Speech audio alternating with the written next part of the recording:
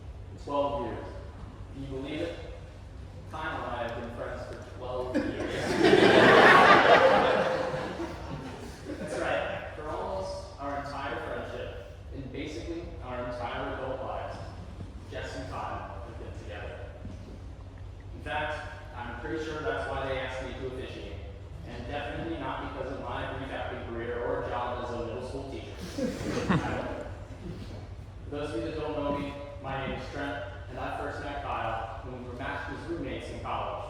I messaged him on Facebook and said, hey, looks like we're rooming at Miami. Now, I half expected him to go all New York on me and freak out, but to my surprise, he was cordial. Nice to meet you, he said. Started off well. I decided to take a chance and said, this is really random, but do you know my friend Vito Chiappetta? He lives in Bethpage. And that's when I found out that 2012 Xbox was a freakishly small world. Speaking of Xboxes, I told Kyle that I would be parting with mine so that I could focus on my studies. To my relief, Kyle decided he would bring his. Which is probably why I'm not a lawyer right now. Then we debated the important things in life, like who could bring a better TV. We decided that Kyle would bring his, which, Alex, do you still have that TV? Yes. He also said that he would be renting an AC unit for the window, as well as a refrigerator. And I should have known right then and there that Kyle would be over-engineering everything in his life. But don't worry, I contributed too. I brought a microwave, and even a rug. But we're not here to talk about the good old undergrad days. If you want more of those stories, and there are a lot of them, you can find me at the reception, but preferably after your drink, or drink. The very same summer that I met Kyle, I had no idea that he had met a girl just a few months earlier. The version that I heard was about a girl who had dared to assert her Yankees fandom right in the face of our favorite Red Sox fan. Jess, you really knew how to get his attention. I later learned that it was actually some of Jess's bridesmaids, Rachel in particular, who was responsible for introducing them. You see, Rachel used to host all her friends in the backyard, where they would play volleyball and sit around the fire. And it was these group hangouts that laid the groundwork for Jess and Kyle to have one-on-one time together. Just a few months into knowing each other, Jess and Kyle had their first hurdle. Kyle went away to college. And as I would come to experience, they were always finding ways to make miles look like inches. Every break, Kyle would fly home to visit Jess in New York, or Jess would drive across Pennsylvania to the great state of Ohio.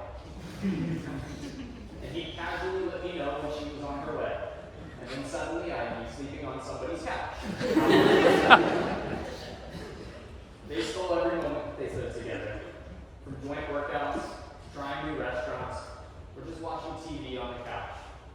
I hear even to this day, they jump to opposite ends of the couch whenever Sal enters the room. An unpopular opinion. 2013 Jess and Kyle is the cutest version. They texted constantly. They Skyped weekly. I still remember Skype. Alice and I made plenty of cameos in those. They were innocent back then, with pet names and emojis flying back and forth.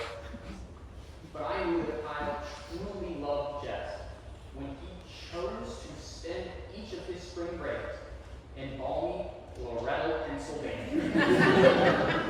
Because nothing says vacation like running to Walmart to buy pants when all you packed is shorts and below freezing temperatures in March. But not even freezing temperatures would stop Kyle from attending Jess's games and cheering her on. I, for one, am truly impressed with all that these two have been through together. After our sophomore year, I abandoned Kyle in Ohio and moved down to Florida because my parents said they would buy me a Mustang. I drive a Corolla. But that's neither here nor there. Kyle graduated from Miami and massively traded up when he moved to Nashville for law school. And while he was there, he and I stayed connected with some of these other fine gentlemen through an extremely active fantasy baseball league that Kyle is the commissioner of. And that's how he met Justin over there, who he has basically since adopted. And that is how I met some of his law school friends, like Josh, who would be officiating here today, until he told Kyle his billable rate. After that, Kyle moved to Houston and bought a house. And in what had to be an uncanny collision of worlds, he he invited the entire league, minus my mom, who, yes, is in the fantasy baseball league, football too, down to his house in Texas. And let me tell you guys, absolute rager. But one thing in particular stuck out to all of us. See, Kyle, by his very nature, is an extremely private person. In fact, if you all look at him right now, you can see him tensing up and cringing as they're spilling all of his secrets. But when we walked into his living room, we all saw a sign that says, "Our life, our story, our home." And we knew one thing. Kyle did not buy that sign. And that's when we realized he had been living in sin. Yes, is that still naming your wife by that word? But not after today. You'll finally make an honest woman out of her. Jess, as Kyle's first roommate, I know some of the things that you've had to go through. You have done the impossible. I learned recently that you broke Kyle's terrible habit of sleeping with the TV on. But I do know he still does it when you're not home. You see, when I lived with him, we had blackout curtains and didn't see sunlight until at least 9 a.m. Now, Kyle's in the gym by 7 a.m. every morning. And after that flag football game yesterday, we can all bet. Jokes aside, and I've had plenty of them, these are just a few of the things that these two have had to overcome together. Think about it. They made years of long distance look natural. They put up with bad Skype connections, sent quick hellos and long goodbyes. They have earned everything that they have celebrated here today. They logged more flights and long drives than I know how to count. They moved across the country for each other, shared space together, built a life together. And that is what we're here celebrating today. Earlier I said 2013 Jess and Kyle was the cutest version. But they didn't hit that stride until they moved in together, faced adulting together, managed 2 jobs and a home together, and even adopted a beautiful German Shepherd puppy named Sunny together. That's right. They're already co-parenting. Their love might not be a fairy tale, but it is a journal. Handwritten scribbles, full of cross-outs and underlines on what works and what doesn't. So, when later they say, in sickness and in health, you know it's not just an aspiration. They've already lived every promise that they're about to make. Let's get to the best part. The couple exchanged letters to each other earlier at the first look. Now, they will exchange vows. Kyle, repeat after me. From this day forward, I promise you these things. From this day forward, I promise you these things. I will laugh with you in times of joy, I will laugh with you in times of joy, and comfort you in times of sorrow. and comfort you in times of sorrow. I will share in your dreams. I will share in your dreams. I will listen to you with compassion and understanding, I will listen to you with compassion and understanding, and speak to you with encouragement. and speak to you with encouragement. I will help you when you need it, I will help you when you need it, and step aside when you don't. and set aside when you don't. I will remain faithful to you, I will remain faithful to you, for better or worse, for better or worse, in times of sickness and health. in times of sickness and health. I will love and respect you always. I will love and respect you always. One more time. Jess, repeat after me. From this day forward, I promise you these things.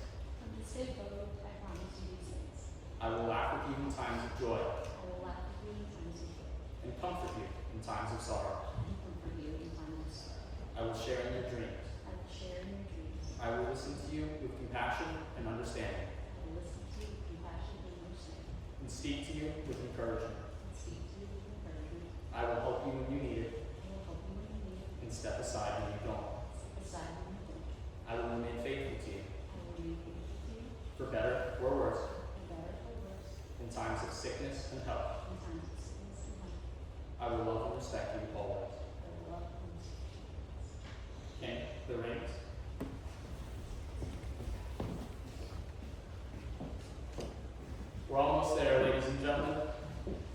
Jess and Kai, these rings symbolize more than just your love for one another.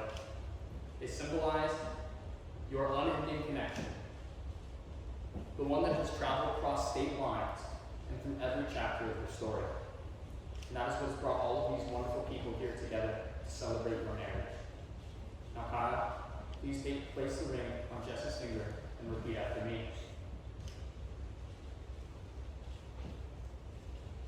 This ring symbolizes my love, This ring symbolizes love, my loyalty, my loyalty, and my commitment to our lifetime journey. and my commitment to our lifetime journey. I place it on your finger I place it on your finger as a binding promise that I will be by your side as a binding promise that I will be by your side today, tomorrow, and forever. today, tomorrow, and forever. Jess, please place the ring on Kyle's finger and repeat after me.